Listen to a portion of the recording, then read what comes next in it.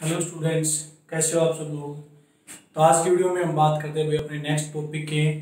आज का हमारा टॉपिक है साइक्लोट्रॉन। अब देखो साइक्लोट्रॉन क्या होता है, कैसे ये काम करता है, किस किस तरह से हम इसके अंदर चीज़ों को कैलकुलेट कर सकते हैं, तो उसके बारे में हम क्या करेंगे भाई, डिस्कस करेंगे।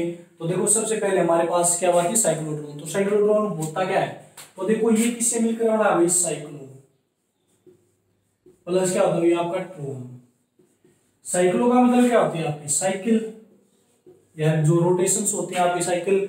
और ट्रोन का मतलब क्या होता है भाई आपका चार्ज पार्टिकल।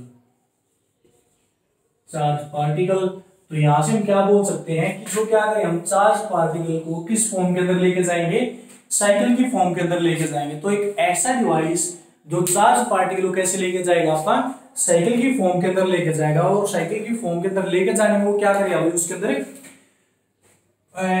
क्या करेगा, हाई एक्सेलरेशन क्या करवाएगा, प्रोड्यूस करवाएगा। तो इसको हम बोल देते हैं साइक्लोट्रॉन। तो देखो सबसे पहले साइक्लोट्रॉन किस तरह से काम करेगा, कैसे इसकी हम डेफिनेशन की बात करते हैं। तो यहां पर हमारे पास क्या होता है भाई, it is a device, it is a device which is used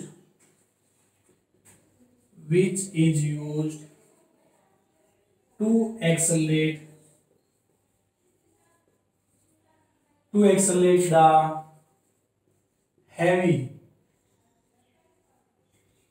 heavy positively charged particle, heavily positively charged particle। तो इसके अंदर क्या होगी, हेवली पॉजिटिव चार्ज पार्टिकल क्या करेगा, एक्सेलरेट करेगा। लाइक कौन कौन से चार्ज पार्टिकल हुई, लाइक आपका प्रोटॉन, न्यूट्रॉन, अल्फा पार्टिकल। तो इनके अंदर क्या होता है भाई, हैवी चार्ज पार्टिकल होते हैं। इनको क्या करेगा, high which used to accelerate the heavy charge particle. तो हैवी चार्ज पार्टिकल क्या करेगा, ये हाई स्पीड के साथ क्या करेगा, एक्सेलरेट करवाएगा भाई। ठीक है, अब ये किसने बनाया था, हमारे पास दो साइंटिस्ट थे, एक लिविंगस्टोन और दूसरा क्या था, लॉरेंस। उन दोनों ने मिलकर इसको क्या किया था, डिजाइन किया था। अब देखो इसका प्रिंसिपल क्या आता है भाई। ठीक है, तो ये तो इसकी डेफिनेशन होगी। इसके प्रिंसिपल के ऊपर हम बात करते हैं। तो किस प्रिंसिपल के ऊपर ये काम करेगा आपका, तो इसका प्रिंसिपल देखो भाई, प्रिंसिपल क्या काम करेगा, a heavy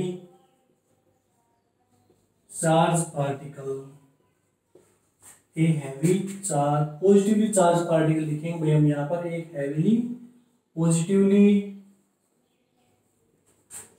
charge particle can be accelerated to a high velocity with the help of smaller value of oscillating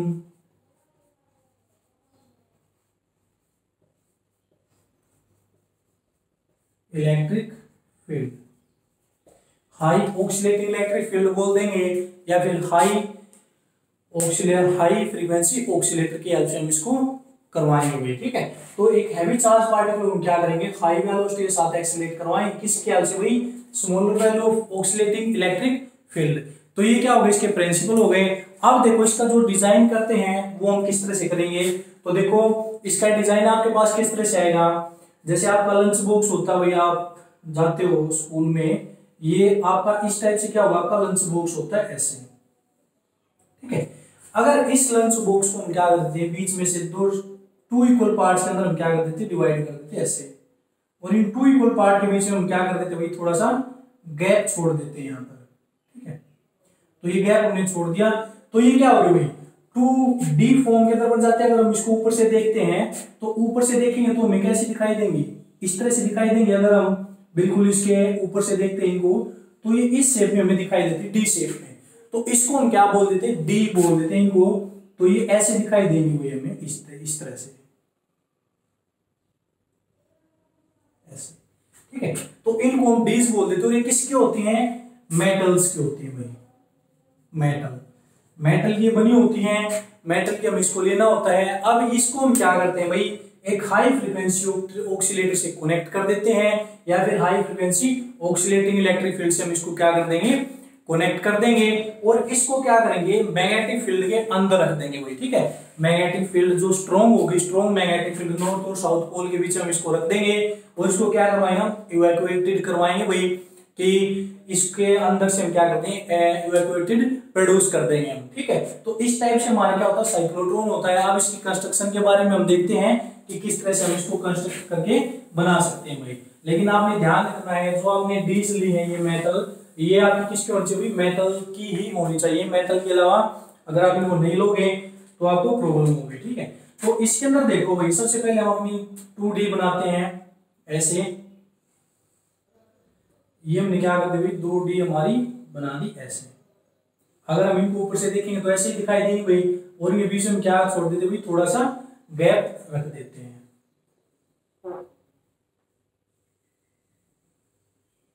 इस तरह से, ठीक है। हमने 2D बना दी भाई। अब इनको देखेंगे ऐसे तो ये आपको ऐसे दिखाई देंगे भाई, इस तरह से,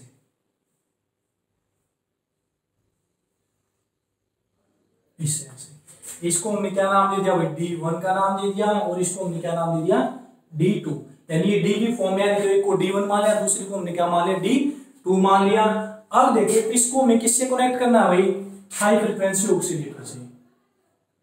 तो यहां पर हमने हाई फ्रीक्वेंसी ऑक्सीलेटर से दोनों को कनेक्ट कर दिया, HF इसके अंदर हमने लिख दिया हाई फ्रीक्वेंसी ऑक्सीलेटर भाई, ठीक है। अब इसको हमने क्या करना है, मैग्नेट के 2 पोल लेने हैं आपको, एक आपके पास नॉर्थ पोल लेना है आपने, और दूसरा क्या लेना है आपने, साउथ पोल लेना है। इन दोनों नॉर्थ और साउथ पोल के बीच में हमने इसको रख देना है। आपकी जो मैग्नेटिक फील्ड होगी वो क्या होगी, आपकी नॉर्थ टू साउथ डायरेक्शन में ऐसे आएगी भाई, इस तरह से डाउनवर्ड डायरेक्शन में, ठीक है। अब इस पूरी अरेंजमेंट को हमें क्या करना है, इवैक्यूएटेड कर देना भाई, ठीक है। इवैक्यूएटेड जब हम इसको करेंगे तो इसको हम क्या कर देंगे, एक जो हमारे पास क्या होता है कि कोई भी एक स्टील का चैम्बर हम ले लेंगे, उसके अंदर हम क्या कर देंगे, इवैक्यूएटेड इसको कर देंगे, ताकि इसके अंदर कोई भी बाहर से कोई भी चीज इंटरफेयर इसके अंदर ना करे। ये हम मान लेते हैं, ये हमारे पास क्या है, स्टील का चैम्बर है, स्टील चैम्बर। अब देखो यहाँ पर जो हमने high oscillating electric field oscillator लगाया है, इसके अंदर जो पोटेंशियल डिफरेंस क्रिएट करेगा वो कितना होगा भाई, 10⁴ वोल्ट। तो ये पोटेंशियल डिफरेंस क्रिएट होना चाहिए इसके अंदर, और इसकी जो फ्रीक्वेंसी होगी म्यू, वो कितनी होगी भाई, 10⁻⁷ हर्ट्ज। अप्रोक्सीमेटली इसके इक्वल इसकी क्या होनी चाहिए भाई, फ्रीक्वेंसी हमारी होनी चाहिए, ठीक है। तो ये मैंने आपको चीजें बता दी हैं। स्टील चैम्बर के अंदर इसको क्या करना, इवैक्यूएटेड करना है आपने, 2 मेटल्स भी लेनी है, और इसको हमें क्या करना है, 2 स्ट्रॉन्ग मैग्नेटिक पोल के बीच में हमने इसको रख देना है, और किससे साथ कनेक्ट करना है, हाई फ्रीक्वेंसी ऑक्सीलेटर से हम इसको क्या करें, कनेक्ट करेंगे। हाई फ्रीक्वेंसी जो ऑक्सीलेटर होगा वो क्या करेगा भाई, इन डीज की पोलैरिटी को टाइम टू टाइम आपका क्या करता रहेगा, चेंज करता रहेगा आपका।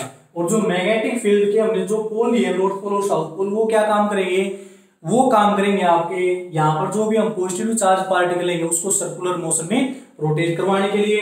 अब इस डी के ऊपर हम यहाँ पर क्या बना देते भाई, एक विंडो बना देते हैं अपनी, विंडो, ये हमने डब्ल्यू विंडो मान ली, और इस विंडो से यहां पर हम क्या कर देते, कोई भी एक टारगेट अपना रख देते हैं भाई, टारगेट, ताकि जो हम पॉजिटिव चार्ज पार्टिकल को हम क्या करवाएंगे, हाई स्पीड के साथ हाई वेलोसिटी से ऑक्सीलेट करवाएंगे, तो वो क्या होगा, इस विंडो से निकलकर डायरेक्ट कहां पर जाकर स्ट्राइक करेगा, इस टारगेट के ऊपर वो जाकर आपका क्या करेगा, स्ट्राइक करेगा, ठीक है। वरना देखो जो इसके अंदर हम उसको क्या करवाएंगे भाई, हाई स्पीड से ऑक्सीलेट एक्सीलेट करवा देंगे, तो उसका फिर यूज हम कहां पर करेंगे, तो यूज उसका कहां पर करेंगे, यहाँ पर हम कोई टारगेट फिक्स कर देते हैं, वो इस विंडो से बाहर निकल के हाई एक्सेलरेशन के साथ से इसके ऊपर क्या कर जाएगा, स्ट्राइक कर जाएगा हमारा, ठीक है। तो अब देखो ये तो हमने इसकी बता दी भाई कंस्ट्रक्शन की, किस तरह से हमने इसकी कंस्ट्रक्शन करनी है। अब हम इसके क्या चलते हैं भाई, वर्किंग के ऊपर चलते हैं कि ये काम कैसे करेगा। तो देखो यहाँ पर हमने क्या किया भाई, एक पॉजिटिवली चार्ज पार्टिकल इन दोनों के बीच में रख दिया, जो ये बीच में गैप है इस पी पॉइंट के ऊपर हुई। ठीक है, अब जैसे हमने इस हाई फ्रीक्वेंसी ऑक्सीलेटर को ऑन किया तो इनकी जो पोलैरिटी है D1 और D2 की, इनके ऊपर क्या हो जाएगा, पोलैरिटी यानी चार्ज प्रोड्यूस हो जाएगा। मान लेते हैं ये कैसा चार्ज है हमारा, पॉजिटिव चार्ज पार्टिकल है। ठीक है, पी पॉइंट के ऊपर, तो D1 आपकी कैसी हो जाएगी, नेगेटिवली पोलैरिटी ले लेगी, और D2 आपकी कैसी पोलैरिटी लेगी, पॉजिटिव पोलैरिटी लेगी। अब देखो इसके बीच में क्या पॉजिटिव चार्ज पार्टिकल है, तो ये पॉजिटिव है और D1 क्या है, नेगेटिव है। तो D1 इस पॉजिटिव चार्ज पार्टिकल को क्या करेगी, अट्रैक्ट करेगी अपनी तरफ। अब इसका पाथ कैसे भी दिखा सकते हो आप, क्लॉकवाइज या क्लॉकवाइज। तो ये हमने क्या मान लिया भाई, ये पॉजिटिव चार्ज पार्टिकल हमारा यहाँ पर हमने क्या कर दिया, एज्यूम कर लिया। अब ये क्या करेगी, इसको पॉजिटिव चार्ज पार्टिकल अपनी तरफ अट्रैक्ट करेगी, तो पॉजिटिव चार्ज पार्टिकल D1 के ऊपर आएगा। फिर ये क्या करेगा, इस पाथ को, सर्कुलर पाथ को फॉलो करके इस तरह से इन दोनों डीज के बीच में आ जाएगा। और जैसे ही यहाँ पर ये बीच में आएगा तो देखो ये जो ऑक्सीलेटिंग इलेक्ट्रिक फील्ड है, तो ये ऑक्सीलेट तो करेगी, ऑक्सीलेट करेगी तो एक बार ये पॉजिटिव साइकिल आएगा इसका, और एक बार क्या आएगा, नेगेटिव साइकिल। तो फर्स्ट साइकिल में D1 क्या होगी, नेगेटिव, और D2 क्या होगी, पॉजिटिव। तो जब इसने हाफ साइकिल अपना कंप्लीट किया तो इनकी पोलैरिटी क्या हो जाएगी, चेंज हो जाएगी भाई हमारे पास। तो जब इनकी पोलैरिटी चेंज होगी, और पोलैरिटी आपकी कब चेंज होगी, जब आपके पार्टिकल यानी इनकी पोलैरिटी चेंज होने का एक फिक्स टाइमिंग होता है, उस टाइमिंग के अंदर इस चार्ज पार्टिकल को ट्रेवल करके इन दोनों डी के बीच में आना होता है। ठीक है, फिक्स टाइमिंग होता है। तो जब इनकी पोलैरिटी चेंज करने का टाइम हुआ तो पार्टिकल हमारा कहां पर आया भाई, इस पॉइंट के ऊपर आ गया। पोलैरिटी चेंज हो गई, D1 आपकी क्या हो जाती है, पॉजिटिव, और D2 आपकी क्या हो जाती है, नेगेटिव। नेगेटिव होगी तो ये पॉजिटिव चार्ज पार्टिकल इसकी तरफ अट्रैक्ट होगा। तो देखो इसका जो पाथ है वो क्या होता जा रहा है भाई, कंटिन्यूअसली बड़ा होता जा रहा है। तो ये क्या करेगा, इस पाथ को ट्रेवल करेगा और इस डी को ट्रेवल करके फिर इसके बीच में आएगा। और कब तक, कितने टाइम में इसको ये पाथ ट्रेवल करना होता है, जितने टाइम में इनकी पोलैरिटी क्या होगी, चेंज होगी। ठीक है, तो यहां पर ये आ गया, तो पोलैरिटी दोबारा से चेंज होगी, दोबारा से D1 आपकी नेगेटिव होगी, D2 आपकी पॉजिटिव। तो फिर इसने क्या किया, इसकी तरफ अट्रैक्ट होगा भाई, फिर इस पाथ को फॉलो करता हुआ ये इस पाथ के ऊपर आ गया। अब इसके अंदर देखो आपकी जो पाथ लेंथ है वो कंटिन्यूअसली क्या होती जा रही है, इंक्रीज करती जा रही है, और जो इसकी पोलैरिटी चेंज होने का टाइम है वो क्या है, फिक्स है। तो इसका क्या मतलब है, और जब तक इनकी पोलैरिटी चेंज होगी इसको क्या होना होगा भाई, इन दोनों के बीच में आना पड़ेगा, D1 और D2 के बीच में जो गैप है। तो इसका मतलब क्या है, टाइमिंग हमारा फिक्स है लेकिन इसका पाथ बढ़ता जा रहा है, तो सेम टाइम में रखने के लिए इसको क्या करनी पड़ेगी, स्पीड बढ़ानी पड़ेगी। तो हर रिवॉल्यूशन में इसकी जो स्पीड है वो क्या होती जाएगी, इंक्रीज होती जाएगी, और ये फिक्स टाइम में इन दोनों डीज के बीच में आता रहेगा। तो इस तरह से क्या होगा भाई, ये इस पाथ को ट्रेवल करके यहाँ पर आएगा और इसकी स्पीड क्या होगी, अब दोबारा से क्या होगा, ये इसके बीच में इस पॉइंट के ऊपर आ जाएगा, पोलैरिटी दोबारा से चेंज, D1 आपकी पॉजिटिव, D1 आपकी क्या होगी, नेगेटिव, और D2 आपकी पॉजिटिव। ठीक है, ये होगी पॉजिटिव आपकी। तो ये फिर क्या करेगा, इसी तरफ अट्रैक्ट हो गई, इस पाथ को करेगा, लेकिन इसकी स्पीड इतनी ज्यादा बढ़ जाएगी कि ये क्या करेगा, इस विंडो से बाहर निकलकर डायरेक्ट आपका इस टारगेट के ऊपर क्या हो जाएगा, स्ट्राइक कर जाएगा भाई। ठीक है, अब इसमें आपने ये बात ध्यान रखनी है, अगर आपका एक पॉजिटिवली चार्ज पार्टिकल इनकी पोलैरिटी चेंज होने से पहले इन दोनों के बीच में जो गैप है यहाँ तक नहीं पहुंच पाता है, या फिर किसी डी के बीच में रह जाता है, तो ये आपका चार्ज पार्टिकल आगे मूव नहीं कर पाएगा, क्योंकि इनकी पोलैरिटी चेंज होने के बाद ये क्या करेगी, डी उसको अट्रैक्ट कर लेंगी और इसको ये अपने ऊपर से नहीं जाने देंगी। ठीक है, तो ये एक डी के ऊपर ही रह जाएगा आपका, तो आगे ट्रेवल आपका नहीं कर पाएगा। और ये जो सर्कुलर पाथ है ये आपका किसकी वजह से आया भाई, इस मैग्नेट के नॉर्थ पोल और साउथ पोल की वजह से सर्कुलर पाथ के अंदर ये गया था। हमने पढ़ा था force on A charge particle in a uniform magnetic field, तो उसने उसके अंदर कैसा पाथ फॉलो किया था भाई, हेलिकल और लीनियर, उसके अंदर हेलिकल पाथ क्या था लेकिन सर्कुलर पाथ भी था। तो यहाँ पर ये क्या करेगा, सर्कुलर पाथ को क्या करेगा, ट्रेवल करेगा किसके हेल्प से, मैग्नेटिक पोल के हेल्प से। ठीक है, तो यहाँ पर आपने ध्यान रखना है कि चार्ज पार्टिकल यही प्रोसेस आपकी बार बार क्या होती रहेगी, रिपीट होती रहेगी, और लास्ट में ये इतनी हाई वेलोसिटी से एक्सेलरेट हो जाएगा कि ये क्या करेगा भाई, इन डी के ऊपर रोटेट नहीं कर पाएगा, और ये अपना पाथ क्या करेगा, चेंज कर लेगा, और डायरेक्ट इस विंडो से होता हुआ टारगेट के ऊपर क्या कर जाएगा, आपका स्ट्राइक कर जाएगा। ठीक है, तो इनकी भी हमें जरूरत होती है लैब के अंदर, एक्सपेरिमेंट जब साइंटिस्ट करते हैं तो ये हाई फ्रिक्वेंसी ऑक्सीलेटर से इसको क्या कहते हैं भाई, हाई एक्सेलेरेशन के साथ क्या करवा देते हैं, एक्सेलेरेट करवाते हैं और टारगेट के ऊपर क्या करवा देते हैं, इसकी बम्बार्डमेंट करवा देते हैं। ठीक है, जैसे रेडियो एक्टिविटी के हो गए आपके। तो ये हमारे पास क्या कहते हैं, कुछ ऐसी चीजें होती है जो साइक्लोट्रॉन की वर्किंग को हम क्या करते हैं, डिस्क्राइब करते हैं। अब देखो इसके अंदर जो मैथमेटिकल क्रम आती है उनको आप किस तरह से निकालोगे। तो देखो भाई, सबसे पहले जब ये charge particle, positively charge particle magnetic field के अंदर मूव करेगा तो इसके ऊपर फोर्स कितना लगेगा, force due to magnetic field कितना आता है भाई, क्या वो वी बी साइन थीटा, अगर साइन 90 डिग्री लेते हैं तो क्या वो भी दिखा सकते हैं हम सिंपल। ठीक है, और दूसरा जब ये सर्कुलर पाथ के अंदर जाएगा तो ये सर्कुलर पाथ में कब रोटेट करेगा आपका, जब इसके ऊपर क्या लगेगा, सेंट्रीपिटल फोर्स लगेगा। तो सेकंड फोर्स इसके ऊपर किसके इक्वल होगा भाई, centripetal force mv² divide by r। Equation number 2, दोनों फोर्स आ गए। अब देखो जब दोनों फोर्स इक्वल होंगे आपके तब ये क्या करेगा, सर्कुलर पाथ के अंदर जाएगा। जैसे आपने टॉपिक किया था motion of charge particle in uniform magnetic field, तो उसके अंदर हमने ऐसे इनवर्ट डायरेक्शन में क्या दिखाई थी, आपकी यूनिफॉर्म मैग्नेटिक फील्ड दिखाई थी इस तरह से। और आपका जो चार्ज पार्टिकल था वो ऐसे सर्कुलर मोशन के अंदर वो गया हुआ था और यहाँ पर उसका सेंटर मान के इन पॉइंट के ऊपर टेंजेंट डाल के हमने उसकी क्या दिखाई थी, डायरेक्शन दिखाई थी। और इसका जो सेंट्रीपिटल फोर्स था आपका वो किसकी तरफ अप्लाई हो रहा था भाई, सेंटर की तरफ, ऐसे हर पॉइंट के ऊपर आपका। ठीक है, तो जब इसका मैग्नेटिक फील्ड और सेंट्रीपिटल फोर्स दोनों इक्वल हो जाते हैं तब ये क्या करेगा, आपका सर्कुलर मोशन के अंदर आपका जाएगा। तो यहां से जब मैं दोनों फोर्स को क्या करता हूं, इक्वेट करता हूं, तो यहां से हमारे पास क्या वैल्यू निकल के आती है, क्या V is equal to mv² divide by r। अब v से v क्या होगा, कैंसिल हो गया भाई, तो क्या v इज इक्वल टू किसके इक्वल आ गया भाई, mv डिवाइड बाई r।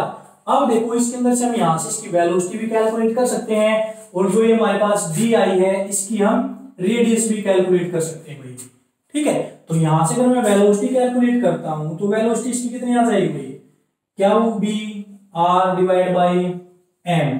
ये तो क्या आ गई भाई, इसकी वेलोसिटी निकल के आ गई। अगर मैं यहां से इसकी r डिस्टेंस निकालता हूं तो r डिस्टेंस क्या हो जाएगा भाई, आपका mv डिवाइड बाई आपका क्या होगा, क्या वो b। तो ये हमारे पास क्या निकल के आ गई, इसकी रेडियस निकल के आ गई भाई। ठीक है, अब देखो वेलोसिटी निकल के आ गई, इसकी रेडियस निकल के आ गई। अब अगर मैं इसका टाइम पीरियड निकालता हूं कि इसको टोटल टाइम कितना लगा इस वन कंप्लीट रिवॉल्यूशन को ट्रेवल करने में, तो हम क्या निकालते हैं, इसका टाइम पीरियड की हम बात करते हैं। तो टाइम पीरियड कैसे आएगा, तो ये बातें आपने ध्यान में रखनी है भाई कि वेलोसिटी क्या वैल्यू आई है और आर की क्या वैल्यू आई है आपके पास रेडियस की। तो फिर हम निकालते हैं इसका टाइम पीरियड, टाइम पीरियड।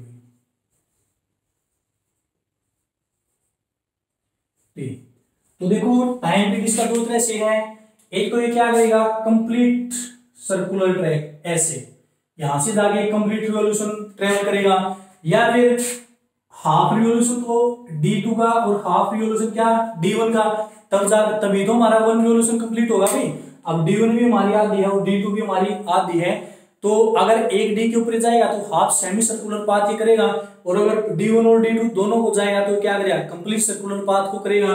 तो यहां से अगर इसका टाइम पीरियड निकालते हैं तो टाइम पीरियड आपके पास किसके इक्वल होता है भाई, t। टाइम पीरियड क्या होता है, आपकी डिस्टेंस डिवाइड बाई आपकी वेलोसिटी। तो टाइम पीरियड डिस्टेंस। अब देखो भाई, अगर आप टाइम पीरियड निकाल रहे हो कंप्लीट सर्कुलर पाथ का, और इन डी, ये डी क्या हमारे पास एक सर्कल है और इनकी रेडियस हमने क्या मान ली, आर के इक्वल, तो टोटल डिस्टेंस कितनी हो जाएगी, 2 पाई आर के इक्वल हो जाएगी भाई, 2 पाई आर डिवाइड बाई आपका वेलोसिटी। तो यहां से अगर आप टाइम पीरियड निकालोगे तो यहां से क्या हो जाएगा, 2 पाई आर, और जो वेलोसिटी की वैल्यू आई थी आपके पास वो क्या आई थी भाई, वेलोसिटी आप यहां से ध्यान रखना है, यह है ना आपके पास, क्या V B is equal to mv² divide by r। v से v हमारा कैंसिल हो गया था, तो यहां से v की वैल्यू कैलकुलेट कीजिए तो क्या आया था भाई, क्या b r और डिवाइड बाई m, तो m आपका ऊपर चला गया, तो r से r कैंसिल हो गया, तो टाइम पीरियड की क्या वैल्यू आ गई भाई आपकी 2 पाई m डिवाइड बाई क्या v। तो ये हमारे पास क्या निकल के आ गया, उसका टाइम पीरियड निकल के आ जाता है भाई यहां से। ठीक है, अब इसमें आपने एक बात ध्यान रखनी भाई, ये जो टाइम पीरियड निकल के आया ये कंप्लीट रिवॉल्यूशन का निकल के आया है, लेकिन कई बार क्या होता है कि इस हाफ डी का टाइम पीरियड निकाल देते हैं, तो उस हाफ डी के टाइम पीरियड में क्या ले रखा है, जो डिस्टेंस आपकी क्या ले रखी है, यहाँ पर टोटल डिस्टेंस क्या है 2 पाई आर।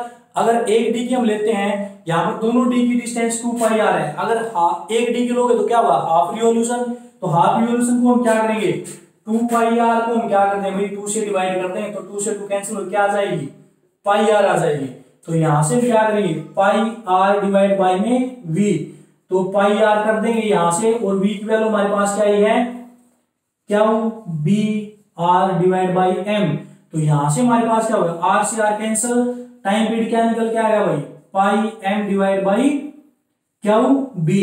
लेकिन देखो ये किसका टाइम पीरियड है भाई, एक डी का टाइम पीरियड है, यानी half time period. Complete time period निकालने के लिए इसको हम क्या करेंगे 2 से मल्टीप्लाई, तो टाइम पीरियड आपका दोबारा से वही आ जाएगा 2 पाई एम डिवाइड बाई क्या बी। ठीक है, तो इस तरह से आप हाफ निकाल के कंप्लीट निकाल सकते हो, या पहले ही आप क्या निकाल सकते हो कंप्लीट टाइम पीरियड आप निकाल सकते हो। तो ये हमने निकाल दिया अब इसका टाइम पीरियड। नेक्स्ट हम क्या निकालेंगे इसकी फ्रीक्वेंसी, कि इसकी फ्रीक्वेंसी आपके पास कितनी आएगी, तो फ्रीक्वेंसी आपको पता है कि फ्रीक्वेंसी क्या होती है टाइम पीरियड का रेसिप्रोकल, तो फ्रीक्वेंसी म्यू से हम दिखा देते हैं, तो म्यू क्या होता है 1 बाई में टी, तो टी की वैल्यू पुट करेंगे तो 1 बाई में करोगे तो आपका क्या होगी क्या चला जाएगा ऊपर चला जाएगा, डिवाइड बाई 2 पाई एम आपका क्या हो जाएगा नीचे आ जाएगा। तो ये हमारे पास क्या थी भाई साइक्लोट्रॉन की फ्रीक्वेंसी आ जाती है कि इस फ्रीक्वेंसी के साथ ये क्या करवाएगा रोटेट करवाएगा, यानी 1 सेकंड में इतने नंबर ऑफ रिवॉल्यूशन ये क्या करवा देगा इसको कंप्लीट करवा देगा। तो यहां से हमने क्या निकाल दी इसकी फ्रीक्वेंसी, इसको साइक्लोट्रॉन फ्रीक्वेंसी बोल सकते हैं या मैग्नेटिक रेजोनेंस हम इसको बोल सकते हैं, मैग्नेटिक रेजोनेंस।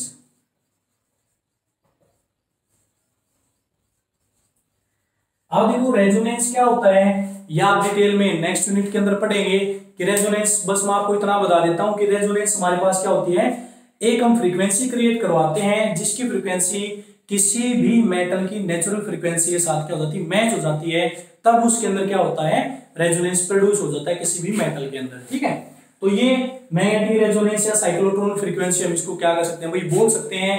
अब इसके अंदर हमें क्या निकालनी है, जब ये चार्ज पार्टिकल इसके अंदर रोटेट करके जाएगा तो इसके अंदर कितनी काइनेटिक एनर्जी आपकी आएगी, उस काइनेटिक एनर्जी को हम क्या करेंगे यहां से निकालेंगे। ठीक है, तो ये बातें आपने ध्यान में रखनी यहाँ पर। तो इसकी जो मैक्सिमम काइनेटिक एनर्जी आएगी,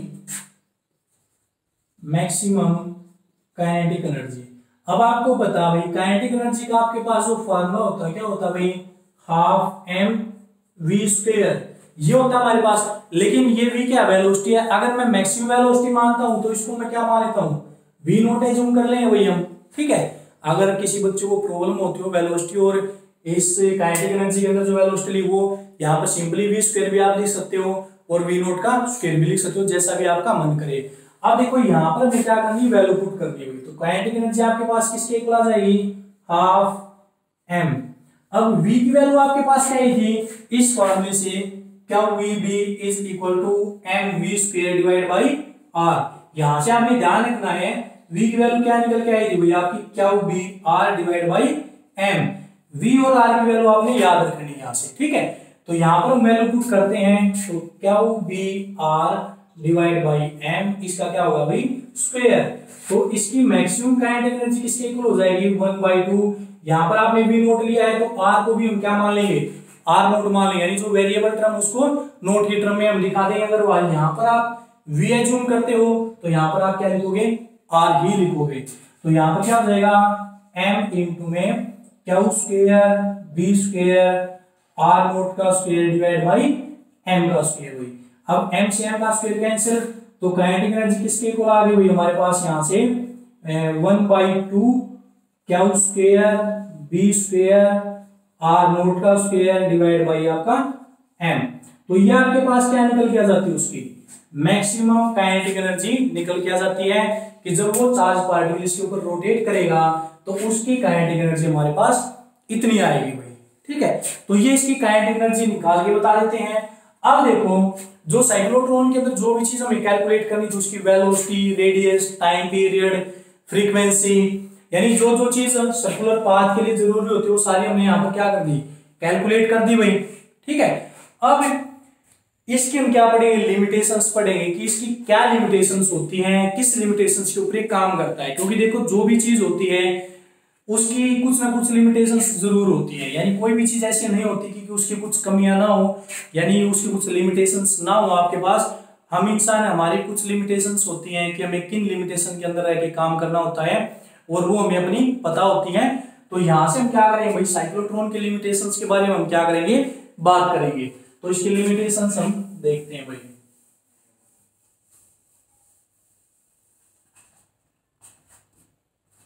limitation,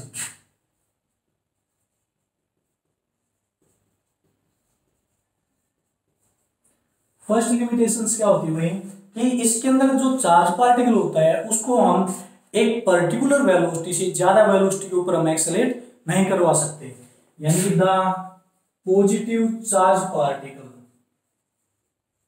the positive charge particle can not be accelerate, can not be accelerate beyond a certain limit, एक सर्टेन लिमिट से ज्यादा हम उसको एक्सेलरेट नहीं करवा सकते। क्यों नहीं करवा सकते, देखो इसका रीजन है आपके पास कि आपने मास और रेस्ट मास के बीच में एक रिलेशन पढ़ा है, m is equal to M naught under root 1 minus V square divide by C square, ये होता है आपका। अब देखो किसी भी चार्ज पार्टिकल को इस इक्वेशन के अकॉर्डिंग हम कितनी हाईएस्ट वेलोसिटी दे सकते हैं, स्पीड ऑफ लाइट के इक्वल, m आपका मास है, m नोट क्या रेस्ट मास है, v क्या है वेलोसिटी है चार्ज पार्टिकल की, c क्या है उसका स्पीड ऑफ लाइट है। तो मैक्सिमम कितनी स्पीड दे सकते हैं चार्ज पार्टिकल को, स्पीड ऑफ लाइट के इक्वल। यानी अगर मैं v is equal to c कर देता हूं, यानी कि उसकी जो वेलोसिटी है मैं स्पीड ऑफ लाइट के इक्वल कर देता हूं, तो यहां से आपके पास जो रिलेशन आएगा वो क्या आ जाएगा, m नोट डिवाइड बाई, अब देखो v by c, v c के इक्वल होगा तो इसको यहां पर 1 आ गया, 1 माइनस 1 कितना हो जाएगा 0, तो m नोट बाई 0 होगा भाई आपका। यहां से आप इसको ऐसे लिख सकते हो 1 बाई 0 इंटू में m नोट, और 1 बाई 0 आपका क्या होता है इनफाइनाइट इंटू में m नोट। जब आप किसी भी चीज को इनफाइनाइट से मल्टीप्लाई करते हो तो आपका रिजल्ट क्या आता है इनफाइनाइट, यानी उसका जो मास आया वो किसके इक्वल आएगा भाई आपका इनफाइनाइट के इक्वल आ जाता है। यानी अगर उस पार्टिकल की वेलोसिटी हम स्पीड ऑफ लाइट के इक्वल कर देते हैं तो उसका मास क्या हो जाएगा इनफाइनाइट, यानी वो पार्टिकल क्या हो जाएगा बहुत ज्यादा हैवी पार्टिकल हो जाएगा। तो वो जब इन डीज के ऊपर क्या करेगा रोटेट करेगा तो एक्सेलरेट की जगह क्या होना स्टार्ट हो जाएगा डी एक्सेलरेट होना स्टार्ट हो जाएगा भाई, उसकी जो एक्सेलरेशन है वो कम होनी स्टार्ट हो जाएगी आपकी, वो उसकी वेलोसिटी क्या हो जाएगी कम होगी, तो ज्यादा स्पीड के साथ वो रोटेट आपका नहीं कर पाएगा। और किसकी वजह से, क्योंकि उसका मास क्या होगा इनफाइनाइट मास हो गया भाई, ठीक है। तो इस वजह से हम किसी भी चार्ज पार्टिकल की जो वेलोसिटी है उसको एक लिमिट से ज्यादा हम उसको नहीं बढ़ा सकते भाई, ठीक है। इसकी जो सेकंड लिमिटेशन आती है वो क्या आती है भाई, इसके अंदर से कौन से चार्ज पार्टिकल को आप एक्सेलरेट करवा सकते हो, तो इसकी जो सेकंड लिमिटेशन आएगी वो क्या आएगी भाई, it can not accelerate the negatively charge particle, ये नेगेटिवली चार्ज पार्टिकल को एक्सेलरेट आपका नहीं करवाएगा। क्यों नहीं करवाएगा, क्योंकि देखो एक आपका पॉजिटिव चार्ज पार्टिकल का मास होता है, एक क्या होता है नेगेटिव चार्ज पार्टिकल का मास होता है, और ये जो इलेक्ट्रॉन का मास होता है ये आपके पास कितना होता है 9.1 × 10⁻⁻31 किलोग्राम, ये आपका मास होता है भाई, ठीक है। तो ये क्या होता है 10⁻31 किलोग्राम की इक्वल है, तो आपके प्रोटॉन के मास से क्या हो है ये बहुत ही ज्यादा कम मास है भाई, ठीक है। तो ये बिल्कुल लाइट मास है, तो इस मास को जब आप क्या करोगे यहाँ पर रोटेट करवाओगे तो ये क्या करेगा एक रिवॉल्यूशन या फिर 2 रिवॉल्यूशन तो इसके अंदर ले लेगा, लेकिन जब इससे ज्यादा रिवॉल्यूशन ये लेगा तो मास कम होने की वजह से क्या हो जाएगा, अब किसी हैवी पार्टिकल को आप ज्यादा स्पीड दोगे तो क्या करेगा उस जगह से वो क्या हो जाएगा भाई ऊपर उठने लग जाएगा अपने आप, यानी हवा के अंदर चला जाएगा, उसके सरफेस से पे वो नहीं एग्जिस्ट कर पाएगा।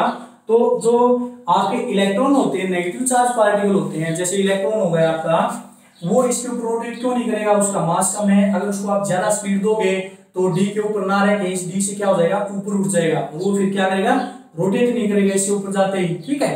तो एक तो ये है। थर्ड जो इसकी लिमिटेशन आती है वो हमारे पास क्या होती है, न्यूट्रल पार्टिकल। न्यूट्रल पार्टिकल कौन सा भाई, like neutron can not be accelerated,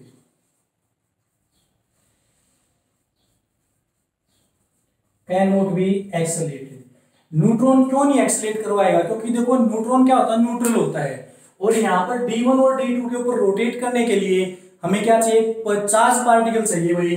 क्यों, क्योंकि इनकी क्या होती है, पोलैरिटी होती है, क्योंकि टाइम के अकॉर्डिंग पोलैरिटी चेंज होगी। अगर यहाँ पर न्यूट्रल पार्टिकल होगा तो ये ना तो ये उस न्यूट्रल पार्टिकल को अट्रैक्ट कर पाएंगे, ना इसको क्या कर पाएंगे भाई, रिपेल कर पाएंगे, ठीक है। तो जब यहाँ पर अट्रैक्ट और रिपेल कब होगा, जब उसके ऊपर पार्टिकल के ऊपर कुछ ना कुछ चार्ज होगा। तो न्यूट्रल पार्टिकल के ऊपर कोई भी चार्ज आपका नहीं होता, तो ये उसको पोलैरिटी उसको ना तो अट्रैक्ट कर पाएंगे और ना ही उसको रिपेल कर पाएंगे। तो न्यूट्रल पार्टिकल को भी क्या करेगा, रिपेल आपका नहीं कर पाएगा। तो ये आपकी क्या थी, 3 लिमिटेशंस थी भाई साइक्लोट्रॉन की। और कई बार ये आपका बहुत ही ज्यादा इंपॉर्टेंट टॉपिक है HBSC और CBSE के हिसाब से, अगर आप देखते हो तो, क्योंकि कई बार इसकी अकेली लिमिटेशंस पूछ ली जाती है कि what are the limitations of cyclotron, 2 number या 3 नंबर के अंदर। और कई बार ये क्वेश्चन आता है कि why we can not accelerate electron with the help of cyclotron, कि इलेक्ट्रॉन को हम साइक्लोट्रॉन की हेल्प से एक्सेलरेट क्यों नहीं करवा सकते, ठीक है। इसका रीजन आपने देना होता है, क्योंकि इलेक्ट्रॉन का जो मास होता है वो क्या होता है, बहुत ही कम होता है, ठीक है। तो लाइटर पार्टिकल को हम इसके ऊपर एक्सेलरेट नहीं करवा पाते। सिर्फ हमारे पास जो हैवी चार्ज पार्टिकल होते हैं, क्योंकि डेफिनेशन के अकॉर्डिंग हमने क्या बताया था, it is a device which accelerate the heavily charge particle, ठीक है। तो इलेक्ट्रॉन क्या होता है आपका, लाइटर चार्ज पार्टिकल होता है। तो ये क्या थी भाई, इसकी लिमिटेशंस थी साइक्लोट्रॉन की। अब इसका यूज कहां पर होता है, आपका यूज होता है भाई आपका, जैसे रेडियो एक्टिव डीके करवाते हैं किसी चीज की, तो यहां से हम क्या करें, रेडियो एक्टिव डीके कैसे करवाएंगे आप, एक हम क्या बम्बार्डमेंट करवाएंगे हाई स्पीड पार्टिकल की, चार्ज पार्टिकल। तो यहां से हम हाई स्पीड कैसे क्रिएट करवाएंगे, इस साइक्लोट्रॉन की वजह से, ठीक है। तो मोस्टली जहां पर मैं क्या करवानी होती, बम्बार्डमेंट करवानी होती पार्टिकल्स की किसी दूसरे पार्टिकल के ऊपर, या फिर जो हमारे सॉलिड होते हैं उनके अंदर अगर हमें आयन इम्प्लांटेशन करवानी होती है, यानी उसके अंदर हमें एक्स्ट्रा आयन देने होते हैं, तो क्या करते हैं हम हाई स्पीड से चार्ज पार्टिकल लेते हैं पॉजिटिवली, और स्पीड से जब सॉलिड के साथ हम इनको क्या करवाते हैं, स्ट्राइक करवाते हैं, तो ये उस सॉलिड के अंदर क्या हो जाते हैं भाई, फिक्स हो जाते हैं जाके, ठीक है। तो इनका यूज हम वहां पर करते हैं जहां पर हमें ज्यादा स्पीड की जरूरत होती है जिन चीजों के अंदर। तो ये हमारा क्या था भाई, आज का टॉपिक था साइक्लोट्रॉन। मोस्टली मैंने ऑलमोस्ट सभी चीजें आपको क्लियर कर दी हैं, लेकिन अगर फिर भी आपको कुछ ऐसा लगता तो वो आप मुझे कमेंट करके जरूर बताएं। और साथ साथ जो नए बच्चे आते हैं चैनल के साथ, वो चैनल को सब्सक्राइब करना ना भूले भाई। और जो बच्चे डेली कमेंट करते हैं उनके लिए मैं थैंक यू कहता हूँ एक बार फिर से। तो आज की वीडियो में सिर्फ हम इतना ही करते हैं भाई, नेक्स्ट टॉपिक की बात करेंगे अपने नेक्स्ट वीडियो के अंदर। थैंक यू भाई।